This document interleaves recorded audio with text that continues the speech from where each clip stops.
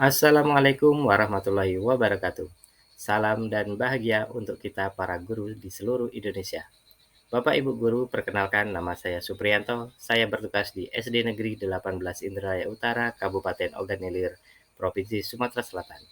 Pada kesempatan kali ini saya akan menyajikan aksi nyata, tips untuk berpikir kritis, dan penyelesaian masalah. Adapun tujuan dari pembuatan video ini yang pertama adalah sebagai bentuk aksi nyata pelatihan mandiri topik 9, semangat guru kedua kompetensi non-teknis kurikulum merdeka. Yang kedua, adapun tujuannya yaitu untuk berbagi praktik baik untuk kita sesama guru di Indonesia. Lalu, apa itu berpikir kritis?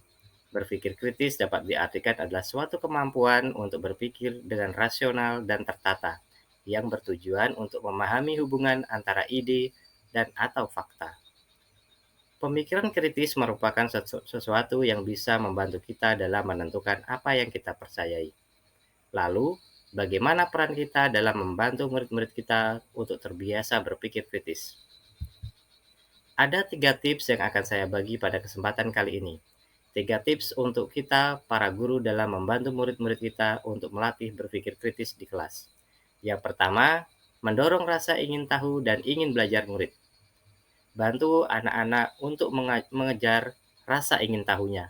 Menuntaskan rasa ingin tahu bisa jadi cara belajar anak untuk mengenal dunia. Coba juga untuk mendorong anak-anak mengeksplorasi, mengajukan pertanyaan, dan melakukan berbagai hal secara berbeda. Bantu anak-anak kita berpikir lebih dalam tentang berbagai hal, dengan menanamkan kecintaan untuk belajar dan keinginan untuk memahami cara kerja berbagai hal. Cari jawaban atas semua pertanyaan mengapa yang ada di benak anak. Anak bisa mencari jawaban dengan membaca buku, membaca artikel, atau jurnal di internet, atau bahkan bertanya pada teman, keluarga, dan orang lain. Tips yang kedua yaitu bantu anak mengevaluasi informasi. Ada begitu banyak informasi dan belum tentu semuanya benar. Bahkan orang dewasa sekalipun sering luput mengenai hal ini. Jadi, anak harus dilatih untuk tidak langsung mempercayai suatu hal yang sebenarnya belum tentu benar. Bantu anak-anak mempelajari keterampilan ini dengan mengajari mereka untuk mengevaluasi informasi baru. Mintalah anak untuk memikirkan dari mana atau dari siapa informasi itu berasal. Tanya juga apa kaitannya dan mengapa informasi itu tergolong penting atau tidak penting. Tips yang ketiga yaitu membantu murid meningkatkan keterampilan memecahkan masalah. Ketika menghadapi masalah atau konflik, semua orang perlu menggunakan keterampilan berpikir kritis untuk memahami masalah dan mendapatkan solusi terbaik. Pandu anak-anak kita untuk membuat langkah-langkah pemecahan masalah sebelum akhirnya menemukan solusi.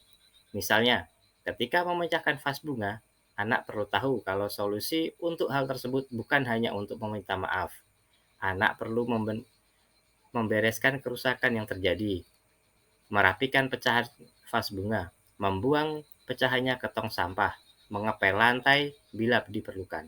Kemudian, mengaku dan meminta maaf. Nah, sebagai solusi akhir, minta anak untuk berjanji agar lebih berhati-hati ke depannya supaya tidak terulang lagi. Demikianlah tadi tips yang bisa saya bagikan pada kesempatan kali ini. Semoga bermanfaat untuk kita semua.